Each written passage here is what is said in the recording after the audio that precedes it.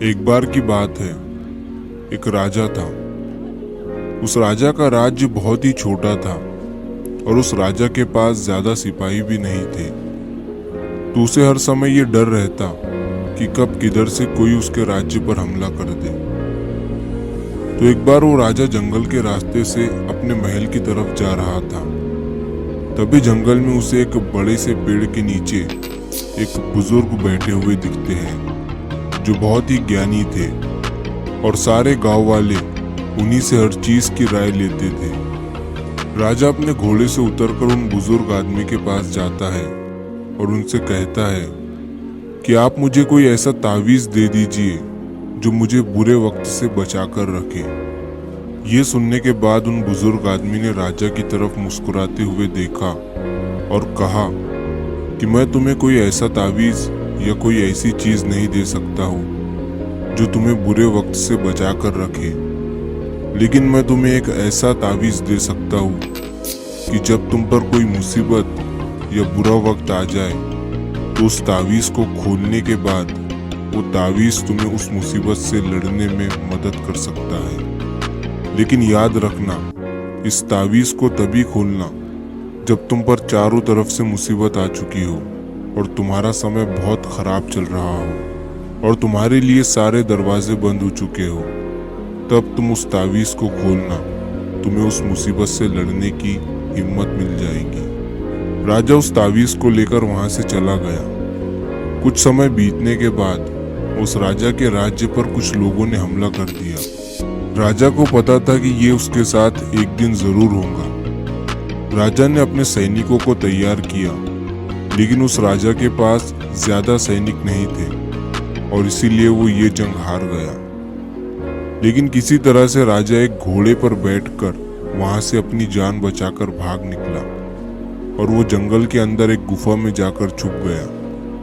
लेकिन उसका पीछा करते करते कुछ सैनिक भी उसके पीछे आ गए। अब वो राजा गुफा के अंदर छुपा हुआ था और उसे सैनिकों के कदमों की आवाज आ रही थी। अब उस राजा के पास कुछ भी नहीं बचा था, सब कुछ खत्म हो चुका था। तभी उसे उन बुजुर्ग का दिया हुआ तावीज अपने गले में नजर आता है। उसने बड़ी ही उम्मीद के साथ उस तावीज को खोलकर देखा। उस तावीज के अंदर उसे एक चिट्ठी दिखी जिस पर लिखा हुआ था कि ये वक्त भी गुजर जाएगा।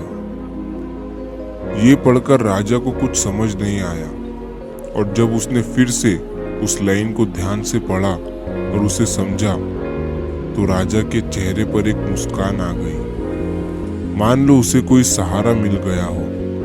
और फिर उस राजा ने एक गहरी सांस ली और उसने उन सैनिकों का मुकाबला किया और वहां से बच निकला और दूसरे मुल्क में जाकर फिर से उस राजा ने अपनी सल्तनत कायम की।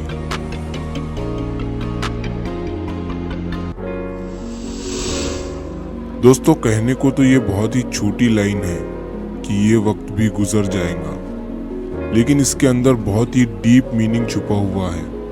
और जब भी आप कोई मुसीबत में फंस चुके हो, बहुत सारी परेशानी आप पर आ चुकी है, चाहे आप पर बहुत सारा कर्जा हो चुका हो, आपके पास काम नहीं है, आप मेहनत कर रहे हो लेकिन आपको फल नहीं मिल रहा है और आपको कोई रास्ता नजर नहीं आ रहा है, तब ये लाइन खुद को बोलकर देखना।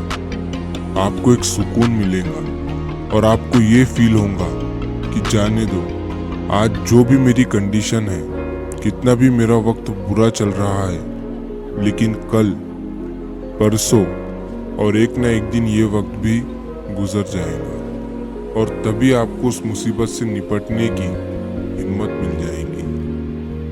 और वो कहते हैं ना कि जब आपका अच्छा समय चल रहा हो तो उस टाइम पर शुक्र करो और जब आपका बुरा वक्त चल रहा हो तो उस टाइम पर सब्र करो, क्योंकि समय अच्छा चल रहा हो या बुरा, वो ज्यादा दिन तक नहीं रहता। और जिंदगी उसे ही कहते हैं जिसमें सुख भी हो और दुख भी, तभी लगता है कि हम जिंदगी जी रहे हैं। तो अगर आप इस कहानी को और भी लोगों तक पहुंचाना चाहते हो तो इस वीडियो को लाइक करिए ताकि YouTube इस वीडियो को और भी लोगों तक पहुंचाए। और अगर कहानी अच्छी लगी हो, कुछ सीखने को मिला हो, तो हमारे चैनल को सब्सक्राइब ज़रूर करिए। मिलता हूँ मैं अगली बार इसी तरह की कहानी के साथ। तो सब्र करो, शुक्र करो और ज़िंदगी में आगे बढ़ो।